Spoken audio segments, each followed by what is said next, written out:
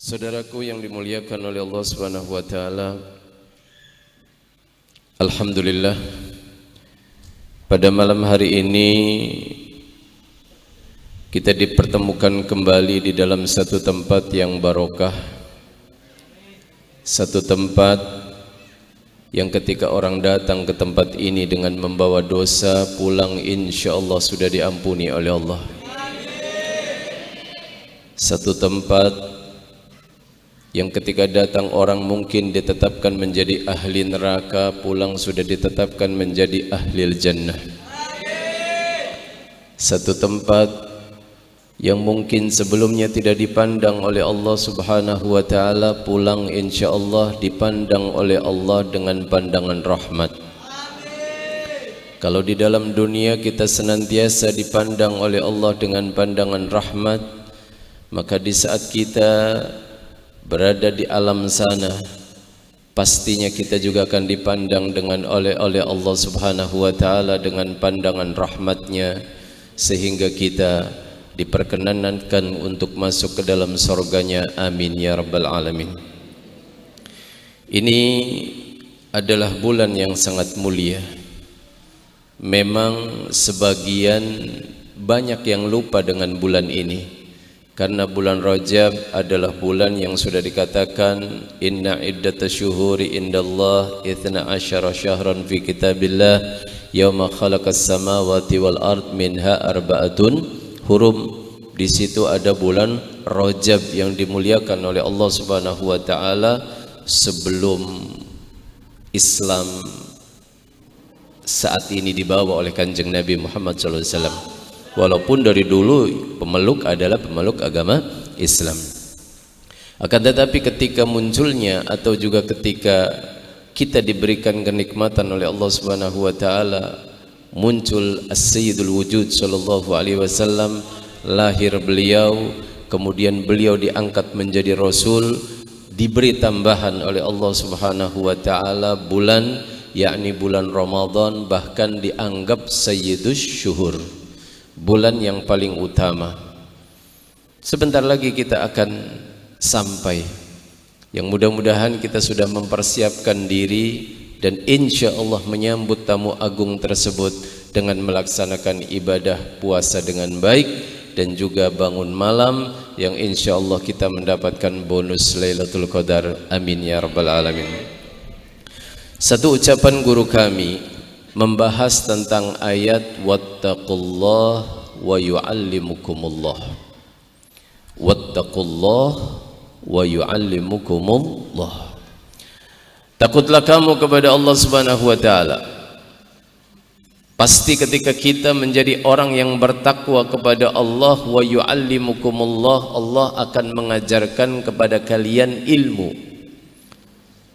Sayyidina Imam Alusi di dalam tafsirnya mengatakan bahwa mayyattaqillaha sawfa yahsulul ilma min ghairi ta'allumin. Iya, ini dijelaskan oleh yang mulia guru kami Samahatul Imam Hafidhul Musnid Al-Kutub Dr. Habib Abdullah bin Abdul Qadir bin Ahmad Bil-Faqih. Jadi makna tersebut artinya siapa orang yang bertakwa kepada Allah Subhanahu wa taala saufa yahsulul ilma, dia akan mendapatkan ilmu min ghairi ta'allumin, dengan tanpa belajar. Artinya diberi kepahaman oleh Allah Subhanahu wa taala. Ilmu itu sangat penting. May yuridillah bi khairan yufaqihu fid din. Kalau orang memang telah ditentukan menjadi ahlil khair, menjadi ahlil jannah, maka pasti akan diberikan oleh Allah Subhanahu wa taala kepahaman. Kalau kita tidak mau kumpul di tempat ini, bagaimana mungkin kita akan memahami satu masalah? Sekecil apapun masalah itu, pasti ada sanad ilmunya yang dibawa langsung oleh guru yang sebenarnya guru adalah Sayyidina Muhammad sallallahu alaihi wasallam.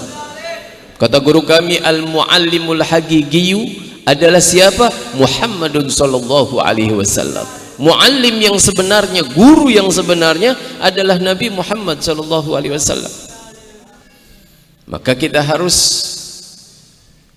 duduk-duduk di tempat yang seperti ini Yang sering saya katakan hadis Nabi sallallahu alaihi wasallam yang artinya kun aliman au muta'alliman au mustahibban au mustami'an au muhibban wala takun khamisan fatahli.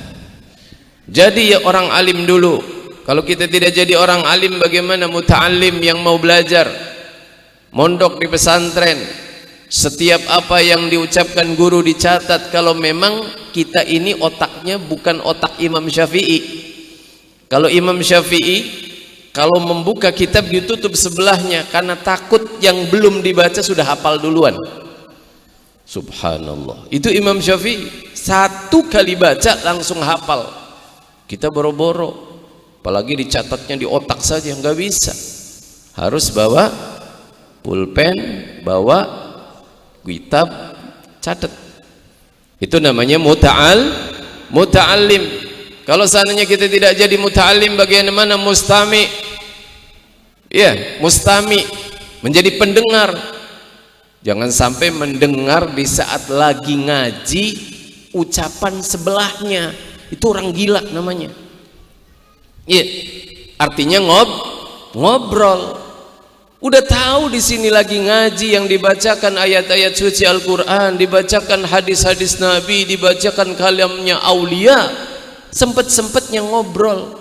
Harusnya ngobrol di rumah nanti. Begitu banyak waktu di luar sana untuk ngobrol dari sini sampai pulang, mungkin di Bangkir, sampai pulang di Pranggong, mungkin sampai pulang di Singaraja dan sebagainya. Itu untuk ngobrol panjang. Tapi kalau di sini adalah untuk belajar. Sehingga kita datang ke tempat ini mengharapkan keberkahan, mengharapkan ilmu, pulang-pulang kita dapatkan. Jangan sampai kita datang ke tempat ini tujuannya pengen dapat pahala, justru keluar dari tempat ini mendapatkan dosa. Karena orang yang berbicara di dalam masjid itu diambil pahalanya oleh Allah Subhanahu wa taala seperti apa? Seperti kayu bakar yang dibakar oleh api. Itu kan cepat habisnya tuh. Jadi harus hati-hati. Ya. Saya minta kepada ibu-ibu jangan berbicara dahulu, sebentar kok. Saya itu paling berbicara itu setengah jam juga selesai insyaallah. Ya, masa sih gak sempat untuk mendengarkan ya kalam-kalam daripada aulianya Allah Subhanahu wa taala yang dibacakan oleh saya. Mudah-mudahan ada manfaatnya. Amin ya rabbal alamin. Jadi mayyattaqillah, siapa orang yang bertakwa kepada Allah Subhanahu wa taala, saufa yahsulul ilm. Ya, akan mendapatkan ilmu min ghairi ta'allum. Nah, di dalam kesempatan ini saya pengen membahas sedikit persiapan untuk apa? Untuk masuknya Ramadan. Karena sebentar lagi kita masuk bulan Ramadan, bulan yang sangat dinantikan oleh para ulama, para aulia, yang sampai-sampai mereka itu libur ngajar, libur taklim. Untuk apa? Untuk ibadah kepada Allah Subhanahu wa taala. Berbeda dengan orang sekarang. Masuknya bulan Ramadan, ngaji di mana? Di YouTube. Ngaji di mana? Di Facebook. Ngaji di mana? Di WA. Sehingga enggak jelas ilmunya. Setiap orang yang ibadah yang tidak sesuai dengan apa yang dia baca disalahin semua tuh. Salah ente. Salah ente. Dia ditutup oleh Allah Subhanahu wa taala beberapa pintu amal karena dia telah membuka pintu jidal, pintu perdebatan. Kata para ulama, kalau orang membuka satu saja pintu perdebatan, maka ditutup oleh Allah Subhanahu wa taala 70 pintu amal. Jadi nggak bisa beramal. Karena di dalam hatinya itu ada kebencian, kedengkian dan sebagainya. Padahal Nabi SAW menyuruh kita di dalam bulan Ramadan untuk tidak yarfus, tidak yajhal, tidak melakukan kekejian, juga tidak melakukan kebodohan. Untuk apa? Untuk ibadah saja sudah. Makanya tadi juga kita bahas di masjid. Ya, di Masjid Baitur Rahmah itu. Di bulan Ramadan ini harusnya sudah selesai. Pertikaian, perdebatan itu sudah nggak ada artinya lagi. Antum yang mengamalkan sholat 8 silahkan. Yang mengamalkan sholat 20 silahkan. Karena mungkin bagi antum yang mengamalkan sholat 8 itu sudah mantap di dalam keyakinannya 1 ditambah 1 sama dengan 2, sehingga ketika ada orang mengatakan 3, 4 ya nggak bisa karena udah mantap. Begitu juga kami yang melaksanakan sholat 20 sudah mantap di dalam keyakinan seperti 2 kali 2 sama dengan 4, tidak bisa ditambah 5, 6 nggak bisa. Maka kalau seandainya diterangkan bagaimanapun ya tidak akan mungkin bisa, karena sudah menjadi keyakinan buat kami untuk melaksanakan sholat 20. Bagi yang 8 kemudian ditambah witir itu silahkan, karena itu adalah keyakinan. Tetapi tolong diingat bahwa apa yang antum baca itu mereka nulisnya sudah mungkin beberapa tahun yang lalu. Tujuan daripada menulis itu untuk mengadu domba daripada umat Islam agar ribut terus tuh di dalam bulan Ramadan, nggak habis-habis sudah. Padahal trawehnya cuma sehari doang, habis itu nggak traweh lagi. Yang aneh lagi, nggak pejabatnya, nggak karyawannya, nggak tukang becaknya, nggak tukang ini tukang itu, semuanya jadi kiai kalau pas masuk Ramadan. Jadi kiai semua. Nah kiainya lagi enak-enak ibadah, kita datang tuh ke Hadramut, aulianya Allah subhanahu wa ta'ala. Kalau berbicara masalah taraweh, itu sampai tarawehnya 5 kali di dalam satu hari. 5 kali maksudnya gimana? Satu malam taraweh yang pertama di Masjid Agung misalnya, nanti begitu pulang jam 9 Masjid Basuri misalnya, nanti jam 10 ada masjid lagi, sampai 5 kali di dalam satu malam bulan Ramadan. Dan mereka bukan orang sembarangan, mereka adalah orang-orang yang punya dasar ilmu, karena di saat masuknya bulan Ramadan adalah ibadah. Makanya santri-santri libur untuk ibadah. Nah sekarang yang nggak santri pada ngaji, ya salah. Ngajinya di Facebook lagi, ngajinya di YouTube lagi. Inna lillahi wa inna ilaihi. Bisa jadi yang menyebarkan itu adalah orang-orang kafir yang tujuannya apa? Tujuannya untuk agar beberapa kelompok muslimin muslimat itu debat terus, ribut terus. Ayo, mereka tepuk tangan itu. Iya, makanya sudahlah. Yang 8 silahkan, yang 20 silahkan. Tidak perlu kita ributkan lagi. Lana amaluna walakum a'ma. Bagi kami amalan kami, bagi kalian amalan kalian. Sudah, insya Allah yang sholat semuanya menjadi ahli jannah. Amin. Yang 8 masuk surga, yang 20 juga masuk surga. Selesai. Yang enggak masuk surga adalah orang yang enggak puasa, juga enggak sholat taraweh, ditambah enggak sholat zuhur, sholat asar, sholat maghrib dan seterusnya. Itu yang masuk neraka tuh. Insya Allah kalau yang sholat taraweh semuanya, ente sholat 2 rakaat saja kemudian pulang, insya Allah ada ketetapan ahli jannah. Tetapi dengan catatan di dalam hatinya tidak ada kebencian, tidak menyalahkan orang. Kalau sudah menyalahkan orang, ini sudah Fir'aun ini. Siapapun dianggap salah, yang benar dirinya sendiri. Berarti di dalam hatinya ada kibir, ada kesombongan, dan itu adalah sesuatu yang sangat dibenci oleh Allah subhanahu. Bahkan di dalam hadis tidak akan mungkin masuk ke dalam surganya Allah subhanahu wa ta'ala orang yang ada di dalam hatinya mithqala dzarrah minal kibir. Ya Allah, sangat berat sekali. Makanya saudaraku yang dimuliakan oleh Allah, kita serahkan urusan ini kepada Allah. Mudah-mudahan Dia yang mengatur kita, mudah-mudahan Dia yang memberikan kekuatan kita tempo dulu sholat sunnah. Mudah-mudahan kita tahun sekarang lebih banyak lagi, amin ya rabbal. Dan tidak perlu lagi menjadi masalah di dalam masalah ini. Yang tadarus boleh tadarus, yang taraweh boleh taraweh, yang nggak boleh itu makan di waktu siang hari. Nah, orang yang makan di waktu siang hari ribut, nggak ribut, diem aja, nggak ada yang berani tuh ngomong. Ada tukang beca pada makan misalnya, ada tukang angkot ada makan, ada karyawan nggak makan, mereka nggak ribut, bahkan kadang-kadang ditemenin. Masya Allah. Tapi kalau ada orang taraweh, tarawehnya nggak sesuai dengan dia, ceramahnya itu 2 jam. Habib Ahmad setengah jam ceramahnya, ini 2 jam ceramah, salah hadisnya nggak ketemu. Iya, mau ngeluarin hadis itu nggak ketemu, paling kullu dolalatin, udah itu aja. Iya, kullu bid'atin dolalah, kullu dolalatin finnar. Ya Allah, padahal kalau kita tahu tarawih di zaman Rasulullah ada nggak? Nggak ada. Munculnya tarawih di zamannya Sayyidina Umar bin Khattab radhiyallahu taala anhu yang sekarang ada di kota Madinah. Tuh sesuai dengan apa yang dilakukan oleh para sahabat Nabi Muhammad sallallahu alaihi wasallam. Jadi makanya kita tidak perlu membahas hal demikian, sudah tabu, sudah basi. Obrolan-obrolan seperti itu sudah tidak manfaat. Jadi kalau antum mendapatkan di WA dan sebagainya, udah nggak perlu disebarin. Kalau mau pengen ilmu, datangi ustadz-ustadz, tanya secara baik-baik. Orang yang mondok aja yang 6 tahun belum tentu bener, sekarang baru taklim 2 hari sudah jadi kiai besar, nyalain semua orang, ente salah, ente neraka, ente jahanam, ente mukamu tuh jahanam.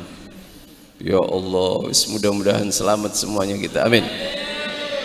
Ya, jadi tidak lagi kita membahas masalah demikian. Yang kita bahas adalah bagaimana kita bisa sholat khusyuk. Itu bagaimana cara ibadah puasa kita yang sesuai dengan ajaran suci Nabi SAW. Saya yakin yang hadir di tempat ini adalah orang-orang yang mungkin di dalam masalah ini belum paham. Hadisnya sering kita ucapkan, khamsun yufattirna shaim, 5 perkara itu membatalkan pahala puasa. Artinya yudhibna ajroh, menghilangkan pahala puasa. Yang pertama al-kadzib. Apa itu? Bohong. Iya, usahakan bulan puasa jangan bohong. Sebab kalau bohong batal tuh puasanya. Artinya bukan batal secara fikih, karena kalau secara fikih ya nggak batal. Orang bohong kayak bagaimana tidak batal. Tapi kalau makan sesuatu yang kecil, permen kecil, bib, nggak apa-apa kan? Nggak apa-apa kalau malam. Kalau siang nggak boleh memang. Ya, itu kan batal. Walaupun sekecil apapun, tetapi untuk berbohong enggak. Tetapi yudhibna ajroh, menghilangkan pahalanya. Dan kita masih melakukan itu tuh. Berarti kita belum menjadi sempurna pahalanya. Kemudian yang kedua adalah al-ghibah, ngomongin orang. Baik itu kita ngomongin orang atau kita mendengar orang ngomongin orang. Saya kan cuma dengerin, sama.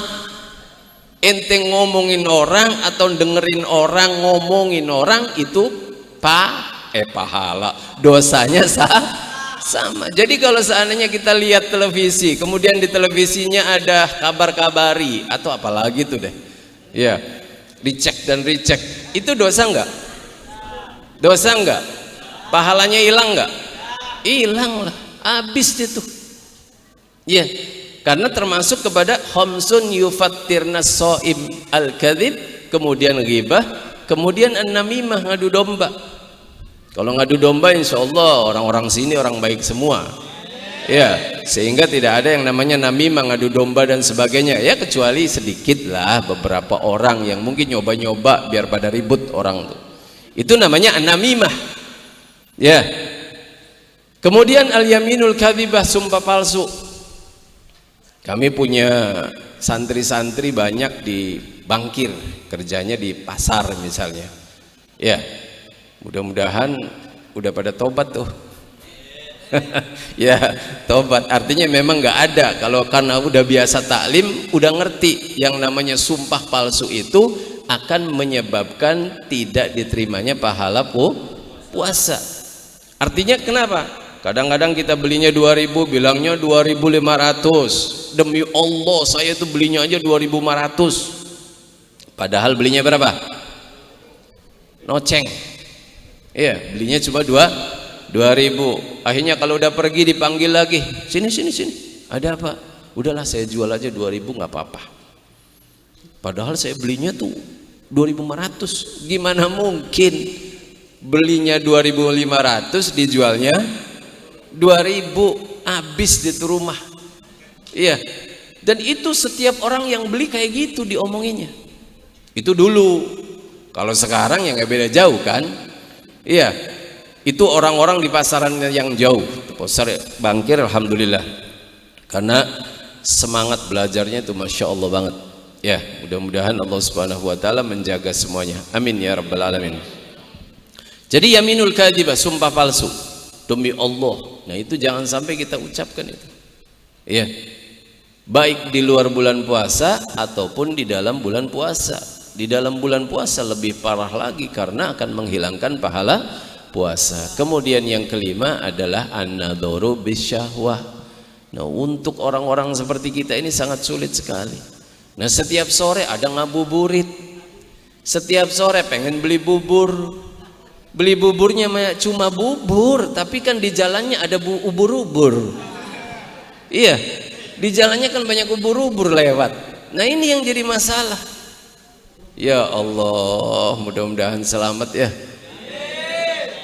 Kalau cuma sekedar niat belinya bubur kemudian pulang bawa bubur ya nggak ada masalah. Tapi kan ini kan masalah besar.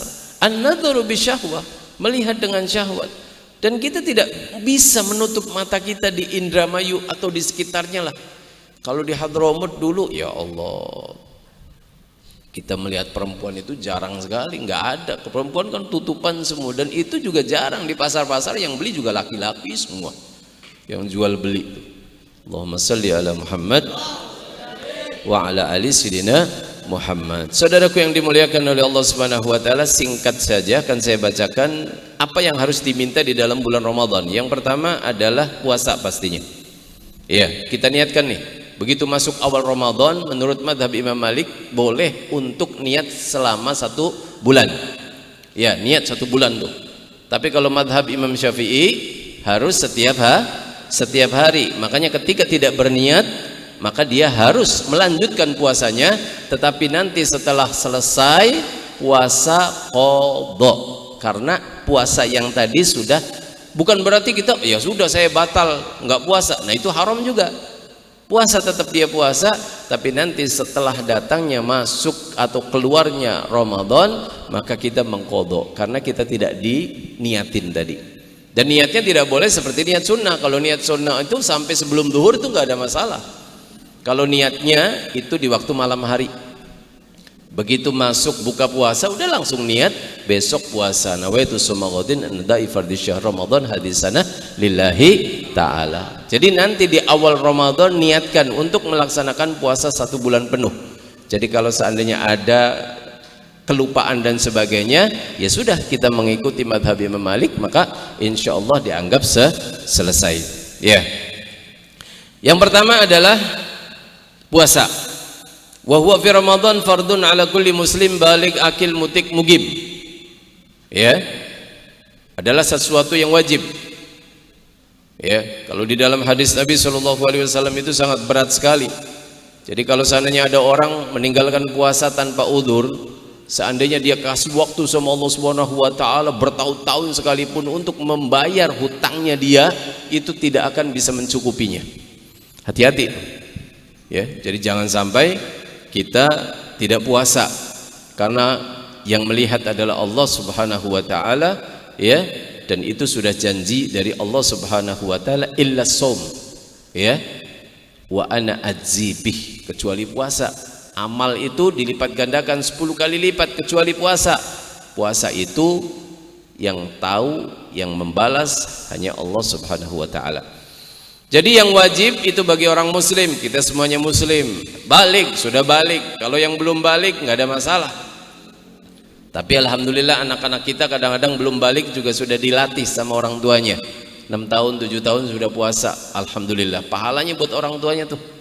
Iya, jadi usahakan untuk mendidik anak kita walaupun belum balik sekalipun. Kemudian akil, orangnya tidak gila. Akal, kalau seandainya dia gila nggak ada masalah. Mukim, muti, orangnya sanggup. Kalau seandainya dia punya penyakit atau udah tua banget, jangan dipaksa puasa. Ya, karena kita santri, kemudian orang tua kita udah batuk-batuk, udah masya Allah, kalau puasa dia mati, dipaksa puasa. Bapak harus puasa, kalau enggak mati. Justru dengan puasa dia mati. Ya, maka ya udah. Kalau memang orangnya tidak mampu untuk berpuasa, maka boleh. nanti dibayar dengan fidyah. Tapi kalau seandainya sembuh, ya memang harus mengqadha daripada apa yang ditinggalkan tadi. Kemudian mukim, orangnya tidak bepergian. Kalau seandainya mukim, ya dia nggak puasa. Nah ini bisa jadi orang gendeng, orang gila. Kemudian wa ma'na siyam al-imsak an ta'am wa syarab wa ma yadkhul ila al-jawf tulan nahar. Ya, menahan diri daripada makan, minum dan apa yang masuk ke dalam perut. Ya. Itu selama waktu siang, artinya dari pagi sampai menjelang sore. Alhamdulillah. Tempo dulu puasanya beda dengan puasa sekarang. Ya.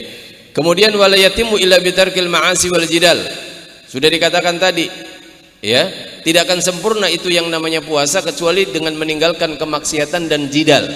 Jidal itu adalah perdebatan. Ini yang harus dipahami betul. Ya, HP-HP antum ini yang menjadi penyebab keributan. Lihat aja nanti, begitu masuk Ramadan, terus bantah-bantahan tuh. Yang ini membantah, yang ini membantah. Habis sudah komen-komenan sampai menjelang maghrib. Boro-boro ngaji, komen-komen terus diatur. Inna lillahi wa inna ilaihi. Qala sallallahu alaihi wasallam as-shaumu junnah fa idza kana ahadukum shaiman falyarthus wa la yajhal wa in imru'un qatalahu aw syatamah falyakul inni shaim inni shaim. Puasa itu adalah tameng. Kalau seandainya seseorang melakukan puasa, jangan melakukan rafath, juga jangan melakukan kebodohan. Kalau seandainya ada orang yang mengajak ribut atau juga mencaci maki dan sebagainya, udah nggak usah diladenin. Inni shaim, saya lagi puasa. Udah selesai. Iya. Akhirnya kata-kata yang tadi juga ngomong, saya juga lagi puasa. Ya udah, jangan ribut, enggak. Iya, udah tahu ente puasa kok. Iya. Kemudian hadis seperti yang tadi saya katakan. Qala sallallahu alaihi wasallam khamsun yufattirna as-shaim ayyudhibna ajra al-kadhib wal ghibah namimah wal yaminul kadhibah wan nadhur bi syahwah. Sudah saya bahas tadi. Kemudian yang kedua, ya, yang kedua al-qiyam wa huwa sunnah. Jadi yang diributkan itu sebetulnya sunnah. Tarawih itu kan sunnah. Ya. Wa makna yakumal layali Ramadan mutahajjidan bis salatin nafli wal Qur'an. Wa mithlu dzalika hilaku dzikir wal ilm wa man shallal isya wal fajr jama'atan faqad ra'a khissah kubra min qiyam Ramadan wa qiyam lailatul qadar. Ingat nih. Ini rumus yang sangat indah. Jadi puasa di waktu malamnya ada yang namanya qiyam, itu sunnah kata Nabi. Ya. Dan di dalamnya ada sholat macam-macam, terserah. Kalau kita memang mau melaksanakan sholat tarawih saja silahkan, tetapi diusahakan tahajud mumpung, karena antum kalau di luar bulan Ramadan nggak bisa tahajud, di masuknya Ramadan bisa tahajud. Kenapa? Karena disuruh bangun untuk apa? Untuk makan sahur. Nah sebelum makan sahur diusahakan walaupun cuma 2 rakaat, walaupun cuma dua rakaat, dibiasakan. Mudah-mudahan dengan kebiasaan itu sampai keluarnya bulan Ramadan masih tetap sampai sekarang dan sampai akhir zaman, insya Allah. Ya. Kemudian baca Quran, usahakan, karena syahrul Ramadan alladzi unzila fihil Quran. Kemudian hilakul dzikir wal ilm. Ya, di tempat kami tetap masih ada ngaji habis tarawih sampai jam 12 biasanya. Jadi barangkali ada yang mau mengikuti kajian, ya, ada beberapa kitab yang akan dibaca di sana. Itu ba'da tarawih sampai jam 12. Selesai jam 12, kadang-kadang sampai lebih. Ya, mudah-mudahan dapat keberkahan yang banyak. Siapa orang yang salat Isya dan Fajar jama'atan faqad atraka hissah kubra min qiyami Ramadan wa qiyamil lailatul qadar. Siapa orang yang salat Isya sama Fajar, dia sudah mendapatkan bagian daripada Lailatul Qadar. Iya. Jadi seandainya antum melaksanakan salat Isya berjamaah, kata Nabi SAW di dalam hadis, man shallal Isya fi jama'atin fa ka'annama qama nisfal lailah. Wa man shalla subh fi jama'atin fa ka'annama shalla al-laila kullah.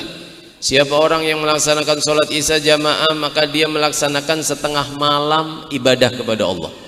Dan siapa orang yang melaksanakan salat subuh berjamaah, maka seakan-akan dia menghidupkan 1 malam penuh.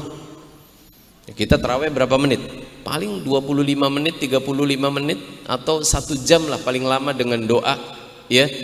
Tapi kalau seandainya kamu sholat subuh berjamaah, itu dari mulai masuk malam sampai akhir malam dicatat ibadah semuanya oleh Allah Subhanahu wa taala. Jadi kalau seandainya kita tertidur sekalipun, berarti kita sudah mendapatkan bagian daripada Lailatul Qadar. Hati-hati, sholat Isya berjamaah sama sholat subuh berjamaah.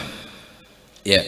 Kemudian yang ketiga di sini ada hadis Nabi sallallahu alaihi wasallam yang mengatakan man sholal isya fi jama'atin faqad akhadha bihadhihi min lailatul qadar. Diriwayatkan oleh Imam At-Tabrani. Kemudian juga dari hadis Abi Umamah ya radhiyallahu taala anhu, walaupun isnadnya dhaif. Siapa orang yang sholat Isya berjamaah maka dia telah mendapatkan bagian, akhadha, mengambil daripada bagian Lailatul Qadar. Ya.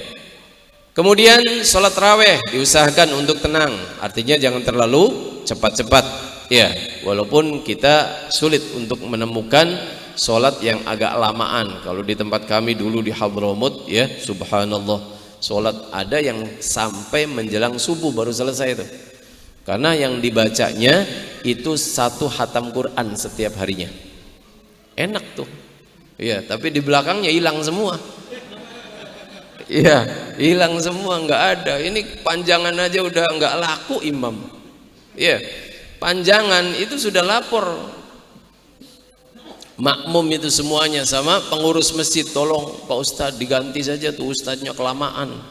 Ya Allah, udah makanya yang laku adalah imam yang kilat khusus, nggak pakai kilat lagi, kilat khusus ya. Makanya kalau jadi imam udah jangan lama-lama, bismillah waladhdallin, amin, udah.